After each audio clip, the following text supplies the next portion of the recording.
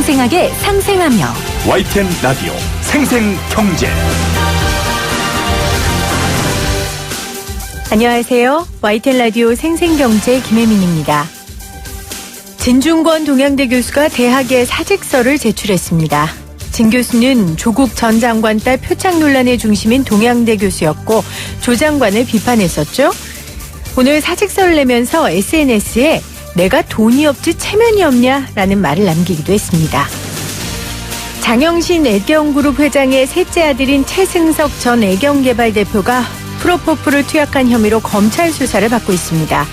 최 전 대표는 현재 회사 경영에서 물러난 상황인데요. 계속되는 재벌가 자녀들의 일탈 뉴스를 보면서 돈은 있지만 체면이 없는 사람들도 참 많이 있구나라는 생각을 해봅니다. 2019년 12월 20일 YTN 라디오 생생경제 지금 시작합니다.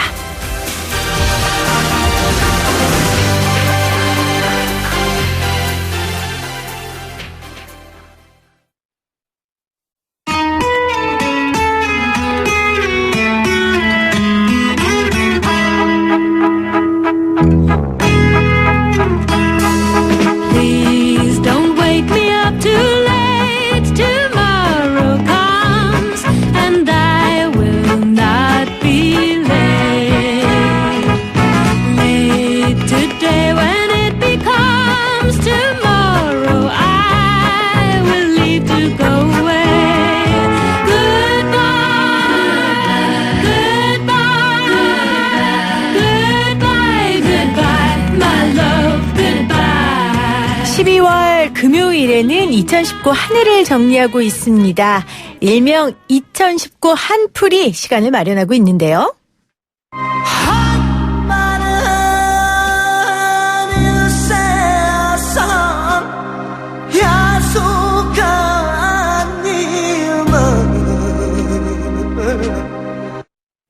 오늘은 민생과 관련된 뉴스 정책들에 대한 한풀이를 하도록 하겠습니다. 오늘 한마는 두 분 모셨어요.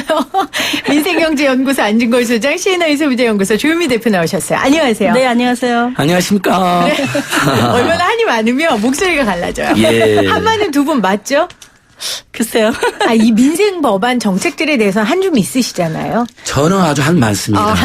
저에게 대한민국은 사랑하는 조국이면서도 네. 큰 대자 한 맺힌 한자 매우 많은 한이 맺혀 있다. 네, 서민들은 여전히 살기가 쉽지가 않다. 그래요. 5천만 중에 3천만이 해외여행을 떠나는 시내지만 그 3천만 말고 2천만 명은 해외여행을 못 갔잖아요. 그분들이 서민일 가능성이 높은데 그분들의 빚이 되는 좋은 정책을 만들어야 된다. 빚 말고요. 네. 빚 주지 마시고 빚이 되는. 빚을 주세요. 그래요. 우리 한마는 빚을 주세요. 안진걸 소장님 지금 한이 많은 표정이에요. 느껴지고요. 예. 조유미 대표님은 그렇게 한은 없으세요? 근데 사실 올해는 거의 한 일이 없습니다. 진행된 게 많지가 않고 근데 시도는 굉장히 많이 돼 있었어요. 그래서 사실 한이라기보다는 이게 좌절이 많죠. 좌절이. 그렇군요. 네, 시도는 있었으니까. 네. 그래서 내년에는 어쨌든 좀 성과를 내야 되는 성과 반드시 내야 되는 해가 돼야 되지 않을까 뭐 이런 생각이 좀 듭니다. 네. 자, 그럼 본격적으로 한풀이를 하기 전에 두 분께 올 한 해를 정리하는 사자성어를 좀 꼽아와 주십사라고 부탁을 드렸어요. 네네. 우리 조유미 대표님부터 올 한 해를. 그래서 이거 숙제를 주셔가지고 굉장히 어렵죠. 갑자기 사자성어 공부를 하시는데 제가 시불가실이라는 말을 찾아봤어요. 시불가실. 네네. 네. 이게 한 번 지난 때는 두 번 다시 오지 않기 때문에 그 때를 놓쳐서는 안 된다 그런 뜻입니다. 근데 저는 지금 우리나라가 굉장히 여러 가지로 변화와 혁신과 또 새로운 사회 시스템과 이런 것들을 만들어야 되는 중요한 때라고 생각이 되는데 우리가 너무 정말 해야 되는 일을 못하고 때를 놓치면 그냥 놓쳐가고 있는 게 아닌가 하는 안타까움이 좀 있습니다. 그래서 때를 놓치지 말자. 네. 변화할 때 변화하고 네. 만들어가야 될 때 만들고 그거를 해야 우리가 다음 후세들을 위해서 뭔가를 준비하는 그 세대가 되지 않을까 그 생각이 들어서 찾아갖고 왔습니다. 열심히 네. 공부해서. 아주 적절합니다. 왜냐하면 네. 저희가 2019 한풀이 첫 시간에 노동개혁을 늘 주장하시는 김성희 교수, 재벌개혁을 주장하시는 우리 박상인 교수님 모셨는데 네. 두 분도 때를 놓치면 안 된다. 이게 네. 핵심이었거든요. 맞습니다. 그렇죠. 자, 안진걸 소장님. 예, 맞습니다. 저도 정의는 실현되기 마련이지만 너무 늦은 정의는 지연된 정의는 정의가 아니라는 유명한 말이 있는 것처럼 언젠가 민생이 나아질 거예요. 하지만 너무 늦게 나아지면 그동안의 고통은 그렇죠. 어떡합니까? 저출생, 고령화, 양극화로 이야기된 이 민생고 반드시 해결하는 의미에서 고진감래. 고진감래. 고통과 고충이 가고 희망차고 밝은 내일이 오고야 만다. 그래도 최저임금도 올라가고 있고 중소상공인들도 힘들긴 했지만은 뭐 신용카드 가맹점 수수료도 올해 정말 대폭 인하됐거든요. 뭐 그런 정책들이 빛을 발할 거라고 생각하고요. 네. 그래서 고진감래, 와신상담, 곤토중래. 정말 고생 끝에 낙이 우리 온다. 서민들도 살만한 세상을 그래요. 올 것이다. 아까 이렇게 믿고 빛 있습니다. 말씀하셨잖아요. 라이트, 희망, 호프. 예. 네. 가계부채 1,500조가 아니라 적금이 쌓이고 예금이 쌓이는 빚이 우리에게 올 거다 이렇게 보고 있습니다. 네. 자, 2019년 정말 소비자계의 데모인 조윤미 대표님과 데모 아니고 누나. 소비자계의 누나 조윤미 대표와 네, 소비자계의 큰 누님이시죠. 네. 민생경제 대변인 안진걸 소장과 함께 올 한 해 동안 이뤄낸 민생 이슈들, 소비자 이슈들, 그리고 아쉽지만 이루지 못한 것들을 좀 짚어보도록 하겠습니다. 자, 두 분 한 많은 분들인 거 제가 알고 말 많은 분들인 것도 잘 알기 때문에 오늘 시간 배분을 위해 짧게 제가 묻는 말에 답변을 해주시면 좋을 것 같고 또 서로 또 두 분께서 또 의견을 네네. 교환하셔도 좋을 것 같습니다. 안진걸 소장님 굉장히 오래간만에 뵀는데 그 사이에 언변이 엄청 늘어나셨네요. 방송이 요즘 조미 아주 많이 대표님 하시거든요. 뉴스 완전 방송인이 되셨어요. 생생경제 나올 때마다 네. 귀담아듣는데 맞아요. 조미 대표님이 말한 걸 배웠다가 딴 방송 가서 제가 써먹는 거예요. 그래서 저희가 두 분을 모셨어요. 네. 왜냐하면 정말 민생 이슈, 소비자 이슈의 전문가시기 때문에 두 분을 저희가 모셔서 오늘 정리를 할 겁니다. 먼저 안 소장님, 예. 네, 민생 이슈 3가지 올 한 해 가장 중요했던 거. 아 정말 너무 많았는데요. 제가 3개 뽑아놓고 보니까 최근에 배달앱 독점 사태가 생겼잖아요. 아, 네. 사실 중소상공 입장에서는 한이 맺혔거든요. 중간에 갑자기 끼어들어서 많게는 20% 정도 수수료가 나오니까. 그럼 사실 소비자들도 그게 가격으로 어차피 올라가야 되겠거든요. 근데 4.7조 정도의 지금 이제 인수합병 된다는데 좋습니다. 뭐 저는 공정위가 반대해야 된다는 입장이지만 설령 만약에 통합이 된다 하더라도 수수료를 제발 좀 낮춰서 한 5%대 정도만 받아서 네. 중소상공인들이 예를 들면 최저임금도 올라가는데 그분이 배달앱 수수료가 조금 떨어지면 최저임금 인상분이 오히려 감당이 될 거 아닙니까? 이렇게 갔으면 좋겠어요. 매출의 10에서 20%가 배달앱으로 나간답니다. 네. 제가 중소상공인 최근에 많이 만나왔는데요. 그래서 그것과 연동돼서 올해 아무래도 저소득 노동자들 입장에서는 최저임금이 내년도에 4%대로 밖에 안 오른 것이 굉장히 아쉬운 뉴스가 될 것이다. 중소상공인들은 좀 숨통을 텄다는 이야기를 하시지만은 어쨌든 500만 명의 최저임금 선의 노동자들은 굉장히 서럽지 않았을까. 그래서 내년도에는 올해 4%밖에 내년에 4%만 올랐기 때문에 내년도 최저임금 인상률 때는 조금 더 많이 오르지 않을까 하는 희망을 이야기해 보고 싶고요. 자, 첫 번째 네. 최저임금 얘기를 해 주셨는데 최저임금 인상폭이 하락된 걸 꼽아주셨어요. 이거 안진걸 소장님의 이제 의견이시고요. 그렇죠. 제 어쨌건 입장에서. 최저임금은 우리 민생 이슈였던 건 맞습니다. 거기에 대한 평가는 서로 다르지만요. 자, 두 번째. 두 번째는 우리나라 국민들 절반 가까이 집이 없는 상황에서 여전히 주거 문제, 부동산 문제가 심각했다. 50만 명 안팎의 비주거용 건물에 사는 사람들도 있고 주거 난민.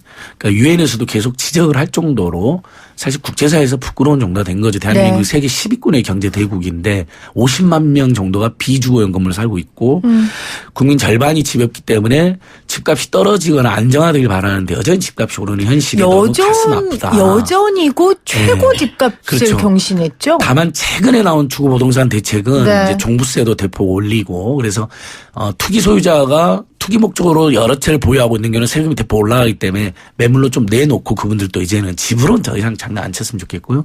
그러면 이제 아무래도 시장에서 공급이 늘어나니까 일반 공급분에다가 매물 늘어나는 거, 그다음에 임대주택을 지금 정부랑 서울시랑 경기도 등이 많이 짓고 있거든요. 네. 그러면 아예 집에 안 들어가려고 하는 이제 수요자도 줄어들게 되잖아요. 공급은 늘고 수요는 줄고 웬만한 분들은 임대주택으로 그냥 들어가고 이렇게 해서 집값이 좀 잡혀야 된다라는 네. 거고 그다음에 집 사기를 어차피 난 싫다거나 포기한 사람도 있거든요. 그분들은 임대주택 들어가게 해달라라는 겁니다. 네. 그래서 희망을 섞어서 두 번째 뉴스로 뽑아봤습니다. 자, 최저임금 그리고 최고 고공행진한 집값과 함께 같이 나온 부동산 대책들 관련된 이슈 뽑아주셨어요. 자, 세 번째. 세 번째. 교육비, 주거비, 의료비, 통신비, 교통비, 이자비. 제가 요즘 유행시키고 있는 말입니다. 아니, 세 개만 꼽으라고 했는데 더 하시고 싶으니까 이렇게 지혜롭게 세 번째 다 때려 넣으시게요. 이걸 다 설명하면 그러니까 네. 교육비, 주거비, 의료비, 통신비, 교통비, 이자비 6대 부담이 너무 큽니다. 이자비만 해도 우리 국민들이 집집마다 몇십만 원씩 이자 내고 있어요. 그래서 금리 인하 요구권이 있다는 이야기 꼭 드리고 싶고요. 어쨌든 신용이 상승하거나 월급이 늘어나거나 아니면 뭐 자산이 늘어나거나 담보가 있거나 그러면 금리 인하를 요구할 권리가 예전에는 직접 갔어야 돼 은행을. 근데 지금 이제 온라인이나 콜센터나 앱으로 금리 네. 인하를 요구할 수가 있다니까 지금 빚에 시달리고 있는 분들 포기하지 마시고 대법칙까지 다 적용되거든요. 법이 네. 의무적으로. 물론 이 금리를 인하해 줄지 말지는 금융권이 판단하게 돼 있지만 이런 권리가 있다는 거 알려드리고 싶고요.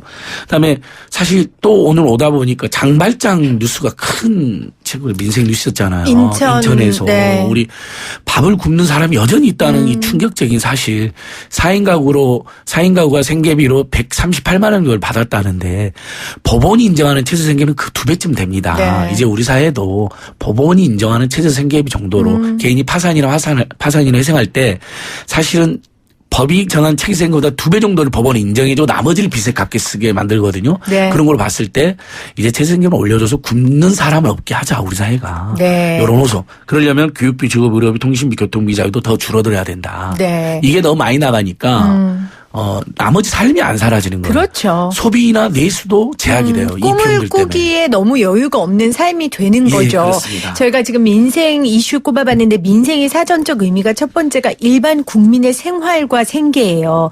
이 생활과 생계에 관련된 것들 그리고 두 번째가 생명을 가진 백성이라는 한자 그대로 해석을 하자면 또 이런 뜻을 갖고 있습니다. 민생 이슈 세 가지 안진걸 뽑아주셨는데 우리 조윤미 대표님 혹시 추가하고 네. 싶은 거 있으세요?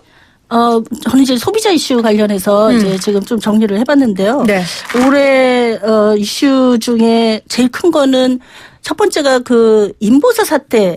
라고 생각이 그렇죠. 돼요. 그게 이제 관절염 치료제인데 사실은 이게 굉장히 의미가 있는 게 지난 그 노무현 정부 때부터 우리가 이제 바이오 쪽에 굉장히 많은 투자를 하면서 그렇죠. 제약 산업들이 그때부터 이제 그 연구 R&D 국내 자체 R&D를 하기 시작해서 그게 이제 성과를 이루기 시작하면서 최근에 이제 몇몇 제약사에서 국내에서 생산되는 제약품들이 이제 나와서 판매가 되기 하거든요. 이게 보통 연구만 한 10년, 20년씩 걸리는 겁니다. 그래서 그럼요. 최종 제품이 돼서 관절염 치료제로 나왔는데 그 과정에서 비윤리적인 여러 가지 상황들이 발생했고 그것을 밝히는 기업이 사실은 기업이 기본적으로 연구윤리라든가 이런 것들을 바탕으로 해서 제품을 만들어가야 되는 신뢰가 존재해야 산업이 성장하는 건데 그 사이에서 사실은 이제 제대로 밝히지도 않고 이런 문제 때문에 지금 여러 가지 뭐 법적인 절차들이 밟아져 가고 있고요. 그리고 이제 뭐 그거 사용했던 소비자들의 부작용 문제 뭐 이런 것들이 지금 언급이 되고 있는데 그래서 이것은 사실은 뭐 이 단일 하나의 제품의 문제가 아니라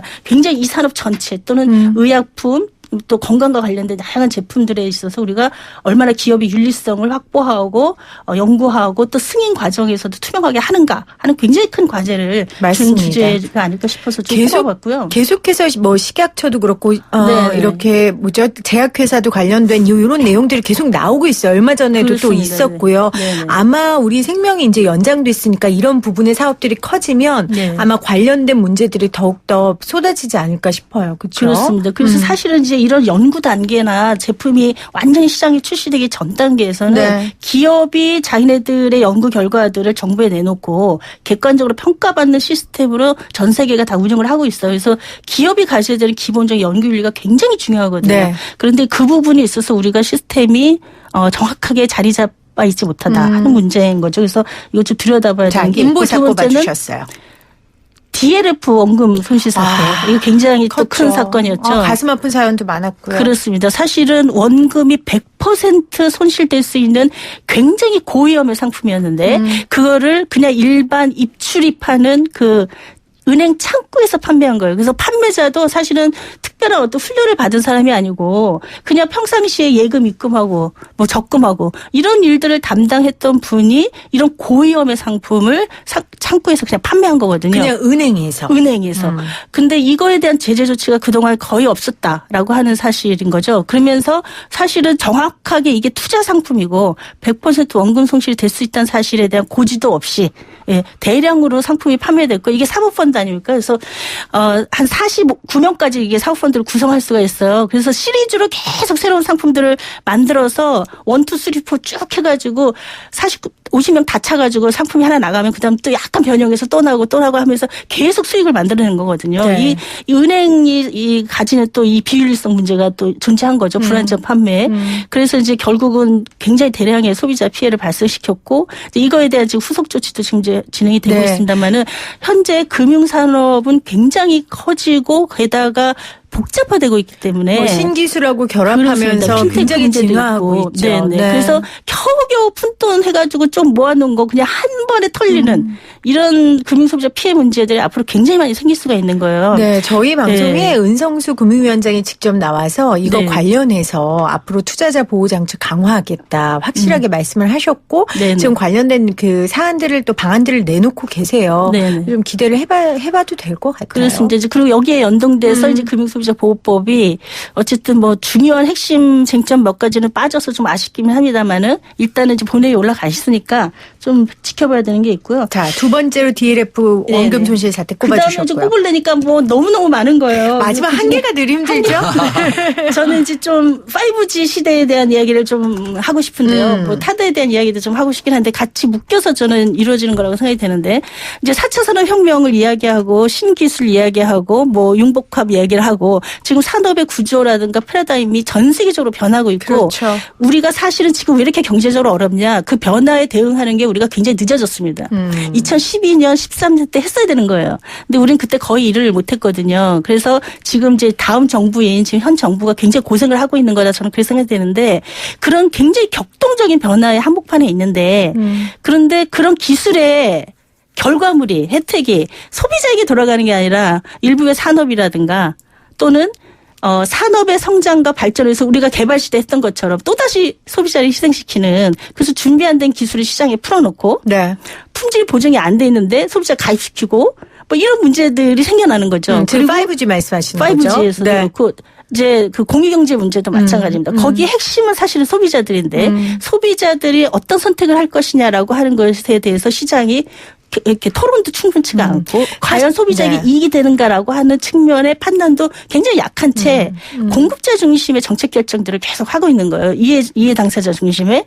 그래서 이제 그런 것들이 이런 기술의 변화나 뭐 경제 시스템의 변화 속에서 같이 맞물려 있는 것 같아요. 그래서 그 문제들이 올해 이제 여러 가지들이 터졌는데 내년에 하나 더 많아지지 않을까 생각이 들면서 세 번째로 그걸 것 같습니다. 근데 막 머리가 복잡해요. 지금 하고 싶은 얘기들이 많은데. 그러게요.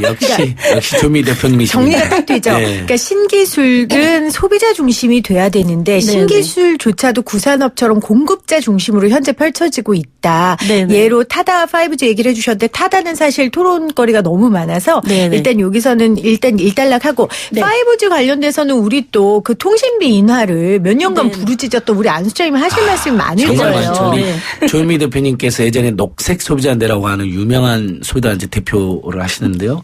그때 이제 대표님 만나고 제가 우리 금융 소비자 진짜 보호해야 된다. 통신 소비자 운동해야 된다. 이 재벌 대기업들이 사실상 독과점 상태로 금융이나 통신이나 영화관 같은 데 장악한 다음에 마음대로 행포를 부린다. 네. 그리고 그 피해는 고스란히 우리 국민들이 지금 지고 있는 거 아닙니까? 근데 5G는 얼마 전에 12월 10일 날 그래서 참여연대 민생망본부에서 녹색 소비자연대 등이 만든 우리나라의 소비자 단체 협의회가 있습니다. 법에서도 그 활동이 보장되어 있는 권위 있는 기구인데요. 거기에 자율 분쟁 조정 신청이라는 걸 했습니다. 너무 안 터진다. 오지가 오지게 안 터진다 하면서 차라리 이렇게 되면 요금을 인하해 주거나 네. 아니면 가입을 해제해달라. 가입을 위약금 없이 가입을 해제해달라고 소비자 단체협의회 분쟁 조정을 했어요. 그럼 이제 소협에서는 그걸 받아가지고 통신 3사한테 통지를 하는 거죠. 분쟁 조정을 하자. 네. 근데 거절할 가능성이 있습니다. 자율 분쟁 조정이기 때문에. 근데 저는 응해야 된다고 봅니다. 지금 통신 3사에 대한 국민들의 원한이 많습니다. 지금 연말이 되면 또 통신사가 주는 포인트 다 없어지는 거 아시죠? 무려 5천억 원이 날아간다는 거예요. 근데 제가 여기 오기 전에도 편의점 제가 들렸는데 포인트 있잖아요. 5%만 결제하게 해놓은 거예요. 20% 30%면 얼마나 좋습니까? 그럼 포인트 다 쓸 수 있는데 사용하기 힘들게 분명히 가격에 그게 반영돼 있을 거거든요. 비싼 통신 요금에. 그렇죠. 그래도 그건 손해보는 사용도 장사는 못하게 안 하죠. 네. 1인당 5만 원 정도를 날리는 거죠. 우리 국민들이. 근데 정말 저는 엄청난 돈을 벌고 있는 금융산업이나 통신산업 이런 데는 이제 가격도 인하하고 소비자 좀 보호해줘도 됩니다. 그리고 이제 그 근거 중에 하나는 통신이라는 건 공공의 재산이잖아요. 딱 세계에서만 허가를 받고 네, 하잖아요. 그런데 이제 독과점을 하고 있기 때문에 그 프리미엄을 주기 때문에 우리 소비자들에게 그만큼의 권익을 나눠달라는 거예요. 당연히 자본주의 국가에서 회사가 이익을 내는 건 당연한 행위고 이익 내는 건 찬성. 활동이지만 저도 이익을 내고 고용 늘리고 그러면 박수를 맨날 보낸다고 하지만 3.5조 4조를 버는데 통신 3사가 그거 좀 줄어들어도 절대 안 망하거든요. 오히려 더 계속 지속 가능한 그리고 이득을 가져거든요. 네. 그 5G 관련해서는 이제 핵심적으로 사실은 서비스가 기술적으로 완벽하게 준비가 돼 있지 않은 상태에서 소비자들을 굉장히 일찍 가입시킨 거거든요.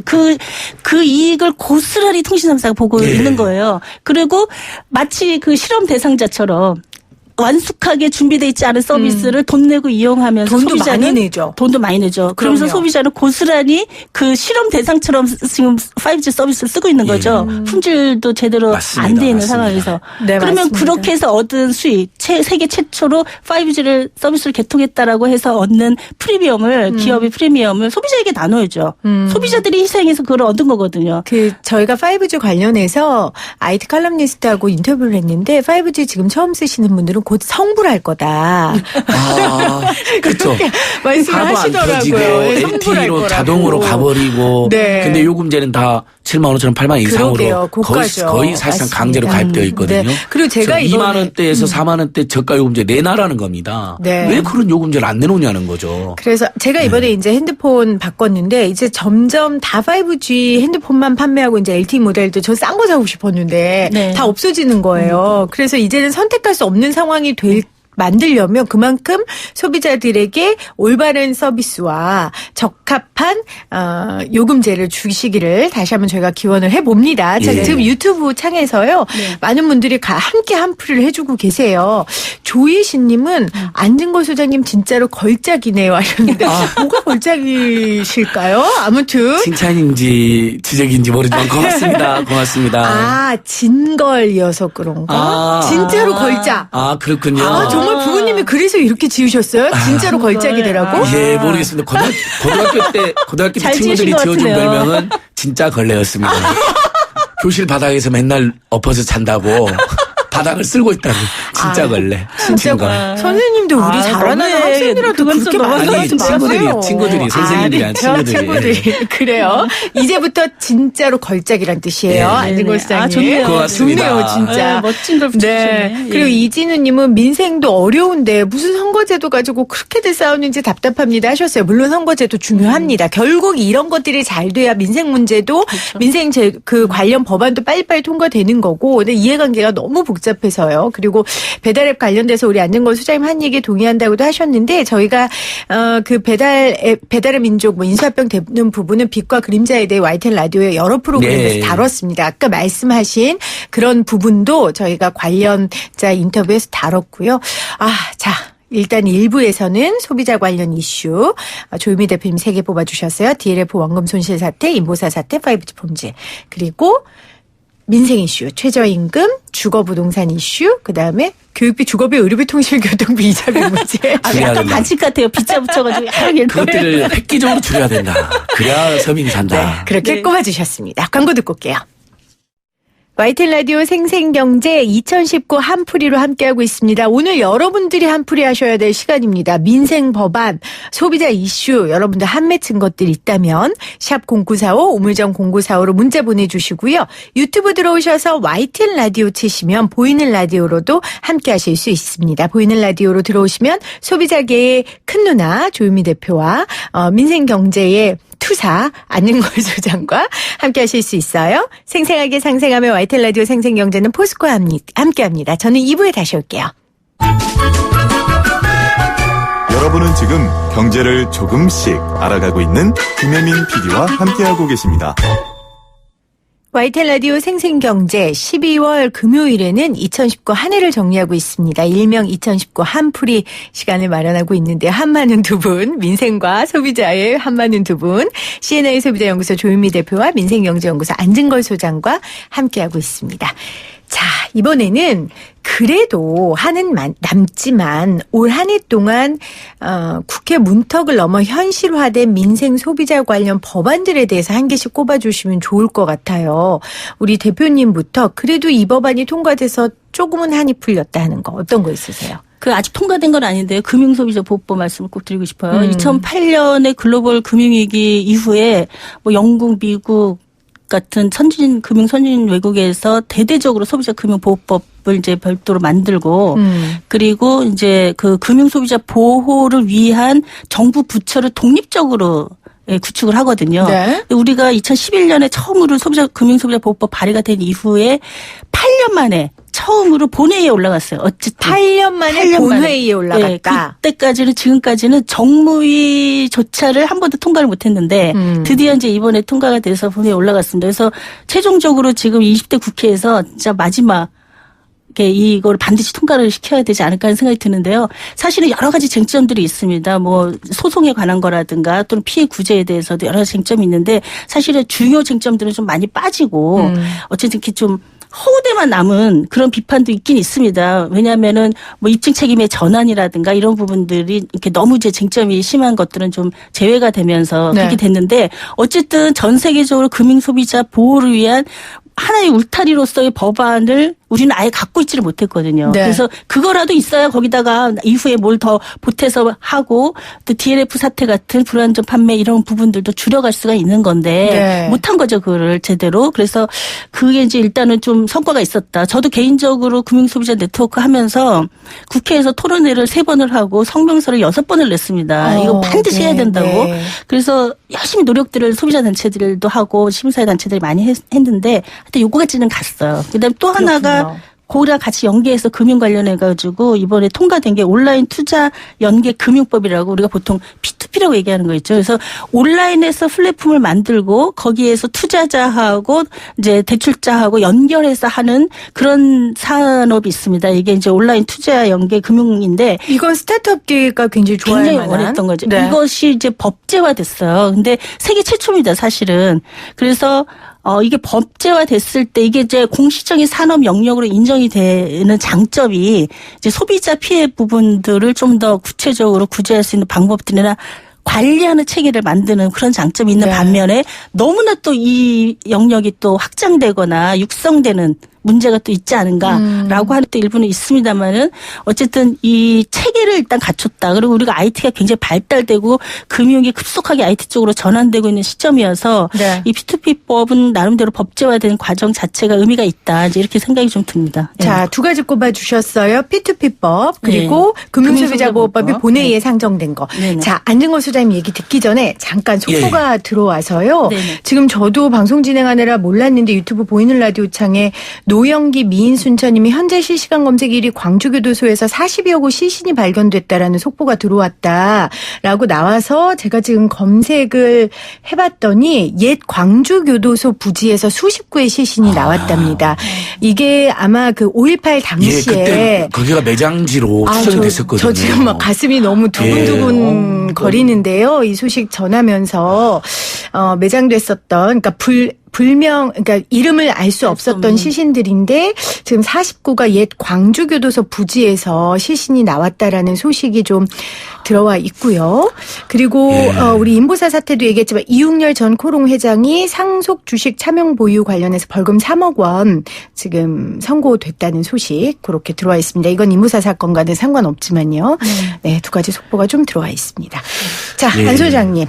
뭐 코롱 이야기 나와서 다시 한번 정말 인보사 사태 너무 황당한 거거든요. 우리 조현민 대표 말씀하셨지만 새 무릎 연골 주사를 해서 700만 원에 판매했는데 신장세포 주사를 한 거 아닙니까? 이러면 안 되죠. 그래서 이웅렬 회장님이 전 회장님이 저는 좀 더 책임 있는 태도를 보여줬으면 좋겠다는 호소드리고요. 저는 올해 통과된 법 중에 우리가 사실 절망만 있고 절규만 있는 게 아닙니다. 대한민국도 이제 OECD 국가에서 우리만 고교 무상교육을 안 하고 있었거든요. 고교 무상교육법 통과됐습니다. 네. 그래서 올해 2학기부터 3학년 학생들이 적용됐거든요. 내년은 2학년까지, 내후년은 1학년 다 다 적용됩니다. 그다음에 대학 입학금도 사실 불필요한 건데 받았거든요, 그동안. 옛날 몇천 원 하던 게 지금 100만 원 안팎까지 올라 있습니다. 이게 고등교육법 통과돼 그래서 입학금도 전격 다 국공립에 이미 폐지됐고 사립 때도 지금 25%씩 줄여나가고 있거든요. 입학금? 네, 입학금. 등록금은 이제 우리가 반값 등록금 투쟁해서 국가장학금 제도도 지금 잘 시행되고 있고요. 네. 그래서 이런 희망적 소식도 있고 그다음에 저는 제일 지금 현재 안타까운 거 금융소유자보호법처럼 본회의가 있는데 통과가 안 되고 있는 법이 있습니다. 유치원 3법입니다. 유치원에 다른 초중고등학교 대학들이 쓰는 회계 투명한 시스템 적용하자는 것뿐이거든요. 그다음에 거기다가 학생들한테 안 쓰고 엉뚱한 데 쓰면 처벌 좀 하자는 건데 엉뚱한 데 썼죠. 그러니까 그래서 논란이 됐었죠. 예전에 이제 작년에 논란이 됐던 거 말고 최근에도 감사해 보니까 계속 걸리고 계세요. 최근에도 예, 이슈가 그러니까 불거지고 나서도 저희가 얼마든지 사회적으로 존경이라든지 또는 높은 급여를 드리는 거라든지 명예나 박수 이런 거 엄청 보내드린다고요. 유치원 하시는 분들한테. 아, 저는 얼마나 예. 유치원 선생님들한테 고마운데요. 너무 고맙고. 자녀들 보내고 있기 다만 때문에. 요것만 조금만 더 투명하게 해주시면 더 존경받고 일면 원장님이나 선생님들의 혹시 처우가 더 필요하면 급여도 더 올려주는 국민이 동의하실 거거든요. 그러니까 지금 본회의에 걸려 있는데 제발 일부 야당이 조금 막 반대하고 그러시던데 이번만큼은 통과시켜주면 좋겠고요. 네. 마지막 하나 더 어린이 생명안전법, 민식이법, 혜연이법 통과됐습니다. 근데 너무 다행인데 우리 아이들의 이름을 붙여갖고 겨우 통과되는데 가짜뉴스가 일부 돌고 있더라고요. 무조건 처벌된다는 거예요. 사고가 나면 뭐 정지했는데 아이가 와서 부딪혀도 처벌받는다는. 도로교통법으로도 그건 처벌받지는 않습니다. 그래서요. 예. 저희 YTN 라디오 출발 새 아침에서 이거 관련돼서 그렇죠. 전문 변호사를 예. 모셔놓고 팩트체크 하셨죠. 팩트 너무 체크를 고맙습니다. 했습니다. 예. 노동희 변호사님이랑 잘 저도 네. 들었는데요. 그러니까 제한속도 30km인데 그걸 준수하지 않고 예를 들면 40은 50으로 다니고 그러면서 안전주의 의무를 위반했을 때 두 가지가 동시에 됐을 때 민식법으로 가중처벌되는 거지. 그러니까 30 이하로만 다녔으면 절대 처벌받지 않는 거예요. 그러니까 예. 일부 너무 처벌이 세다 이런 분들인데 어떤 그 법학자가 쓴 페이스북에 제가 올린 글을 봤는데 이 안에는 아이들의 생명을 중시해야 되는 어른들의 아주 기본적인 의무를 담고 있다는 거예요. 네. 그렇기 때문에 좀 세게 느껴지지만 그거는 당연히 해야 하는 거다. 선제적으로 법이 그 의무를 강조한 거다라는 해석이 있어서 저는 굉장히 동의했습니다. 예, 그러니까 다시 한 번 말씀드리면 30km를 초과하고 그다음에 안전 의무를 위반한 것이 동시에 발생했을 때만 가중처벌되고 나머지는 흔히들 말하는 도로교통법하고 똑같이 적용되니까 그렇습니다. 네. 아니 학교 주변에 가면 사실 30이하로 그냥 다녀버리면 되는 거예요. 그러면 절대 가중처벌될 일은 없다. 네. 예. 자, 어린이 생명 안전법 통과된 거 너무 기쁘고 대신 유치원 3법 안 된 게 아쉽다. 그러면 우리 네. 대표님은 아쉬운 거. 이제 이번에 돼야 되는데 돼야 잘 안 되는데. 되는 그 실손보험 청구 간소화 관련해가지고 소비자단체들이 열심히 네. 활동들을 했는데 이제 결국 이제 뭐 안 됐습니다. 그런데 사실 실손보험 지금 청구들은 굉장히 여러 의료기관에서 하고 있고 개별적으로 보험사하고 계약을 맺어서 간소화할 수 있는 여러 방법들을 이미 만들고 있어요. 네. 그래서 그걸 보다 체계화하고 그리고 이제 중간에서 이제 좀 더 투명하게 실손보험의 처리에 대한 부분들을 좀 개입해서 관리할 수 있도록 하는 것들을 만들어 가려고 하는 건데 네. 뭐 이렇게 의협이라든가 이런 데서 이제 일부 반대가 좀 심했고 그러면서 이렇게 제대로 진행을 좀 못한 부분이 좀 아쉬운데요. 사실 종이로 개인정보 해가지고 자기 의료 뭐 정보 다 해가지고 제출하는 거를 전산화 해가지고 좀 더 간편하게 청구해서 하는 게 그렇게 크게 어려운 건 아니라고 생각이 들거든요.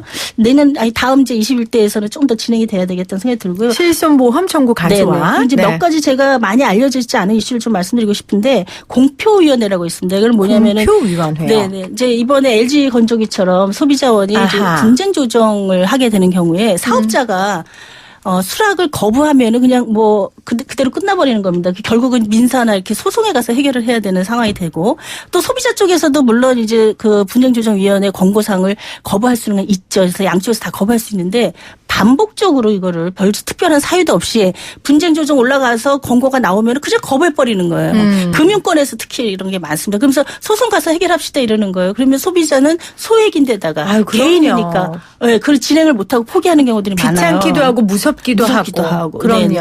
그래서 공표위원회에서 이렇게 반복적으로 분쟁조정의 권고를 수락하지 않는 기업에 대해서는 왜 수락하지 않는지를 공표위원회에서 결정해서 너는 공개해라. 사유를라고 하는 게 지난 2월에 이제 발의가 됐는데 지금 뭐 국회 끝나면서 이제 거의 그냥 없어지게 되는 그런 상황이 돼서 그러니까 좀 지금 아쉽다 이런 이 생각이 들고요. 국회에서는 안 되는 거잖아요. 그렇죠. 지금 이제 그렇죠? 정부도 아직 다시. 통과를 못했으니까 그래서 그래요. 굉장히 아쉬운 중요한 법이고 또 하나가 이제 피해 보상금 대불 제도라는 게 있었습니다. 이번에 이것도 발의가 됐었는데 사업자에게 징수하는 과징금을 사실 사업자에게 징수한 과징금이 지금 국고로 환수가 되도록 되어 있는데요. 그거는 사실은 소비자에게 피해를 주어서 얻은 수익이잖아요. 그러면 피해를 입은 소비자에게 이 피해 보상에 사용할 수 있도록 전환하는 이 법이 이제 발의가 돼 있었습니다. 네. 근데 그것도 지금 이제 뭐 안 되겠어. 굉장히 중요한 그리고 근데 사업자가 폐업하는 경우도 많아요. 그래서 예. 뭘 피해를 굳이 보상을 받을 받을 곳이 수가 없는 없군요. 거죠. 예, 그런 경우도 꽤 많습니다. 네. 요새 SNS에서 이런 사업하다가 없어지는 경우 이런 경우 그래서 이런 경우에도 이 제도를 통해서 대불 제도를 통해서 할 수 있는데 네. 그게 이제 이번에 뭐 발의만 됐다가 제대로 통과가 안 되고 그냥 멈춰서 좀 아쉬운 부분이 가장 대표적으로 그런 네. 것 같습니다. 정말 중요한 법인데 그렇죠? 네네. 소비자 피해 발생했을 때 먼저 피해 보전해주고 그렇죠. 그다음에 나중에 구상권 청구하든 또는 무슨 기금을 일부 활용하든 이렇게 하자는 거잖아요. 자, 소장님. 예. 소장님은 저는 조미 대표님 또 감동적으로 들었고요. 집단소송제랑 징벌적 손해배상 정말 이거 도입돼야 됩니다. 정말 오랜 그러면 시간 얘기했는데요. 대한민국 그렇죠? 정말 소비자 국민들의 지금도 훨씬 행복해집니다. 얼마나 많은 지금 소비자 피해들이 있었습니까? 올해만 해도 뭐 라돈 침대 사태도 있었죠. BMW 뭐 화재 사건도 있었죠. 일일이 소송을 해야 됩니다. 그다음에 뭐 가습기 살균제 참사 같은 그런 끔찍한 참사가 발생해도 배상금이 얼마 되지도 않으니까 기업들이 차라리 돈을 벌어버리자 이런 잘못된 판단을 해버린 겁니다. 근데 막 미국처럼 거액의 배상금이 나오면 그게 무서워서라도 안전하게 되지 않겠습니까? 그다음에 저번에도 우리 방송에서 제가 이야기해야 되는데 지금 상가임대차 보호법은 잘 개정이 돼서 최장 10년 동안 장사를 할 수 있게 보호를 네. 해줍니다. 근데 우리 주거는 89년도에 1년에서 2년으로 늘어난 다음에 지금 30년째 늘어나질 않고 있습니다. 주택 세입자들 아까 국민의 절반이 세입자라고 그랬는데요. 2년에 한 번, 3년에 한 번, 4년에 한 번씩 이사 다니는 게 너무 고달프고 돈도 많이 듭니다. 그래서 지금 국회에 계류 중인 법은 4년 내지 6년. 고 노회찬 대표님이 낸 법은 이렇게 되어 있거든요. 학제가 6년이잖아요. 우리가 초등학교 6년, 중고등학교 6년, 대학도 대부분 뭐 군대나 휴학이나 알바나 어학연수 하면 6년 다니니까 네. 그 학교 제도랑 맞춰서 6년은 보호해 주자. 그러면 사실 서민들이나 무주택 그 국민들도 학교에서 사실 이사를 가면 무슨 문제가 있어요. 돈도 돈 들지만 학교까지 전학 갖고 성적에도 악영향을 끼칩니다. 그러니까 그런 점들 고려해서 이제 우리 사회도 네. 다만 이제 건물주들에게도 예를 들면 2달 연속 임대료 안 내면 계약 해지 권한이 있기 때문에 혹시 그런 이제 진상 세입자가 있다면 또 그런 권한도 일부 보완해 주면서 이렇게 좀 더 상생하는 나라를 만들어가면 좋을 것 같습니다. 네. 조 대표님은 이제 앞으로 정말 지금 이 시대에 우리에게 꼭 필요한 법안을 꼽아주셨고 우리 안진걸 소장님은 그동안 정말 우리가 계속해서 주장해 왔던 그럼에도 되지 않은 역사와 전통이 있는 그런 우리의 주장에 한이 대해 맺힌 소개를 법안들. 해주셨어요. 네. 2650님이 우리나라는 왜 소비자가 다 증명해야 할까 슬픈 현실입니다 말씀하셨는데 그 부분이 지금 안진걸 소장님이 말한 법안들이 좀 통과된다면 맞습니다. 이 부분들이 좀 해결이 될 겁니다. 입증 책임도 네. 기업이 지는 것으로 맞습니다. 바뀌어야 됩니다. 자, 오늘 한마는 두 분과 함께 푼 한풀이었습니다. 얘기를 서른밖에 못한 것 같아요. 그러니까요. 제가 이럴 줄 알았는데 그거 어쩔 수 없습니다. 아, 저도 한이에요. 저 이 생생경제를 좀 1시간 더 늘려야겠어요. 제 한 좀 풀어주세요. 오늘 두 분 함께 해주셔서 감사하고 내년도 소비자와 국민들을 위해 더 뛰어주시길 다시 한번 부탁드립니다. 고맙습니다. 감사합니다. 예, 고맙습니다.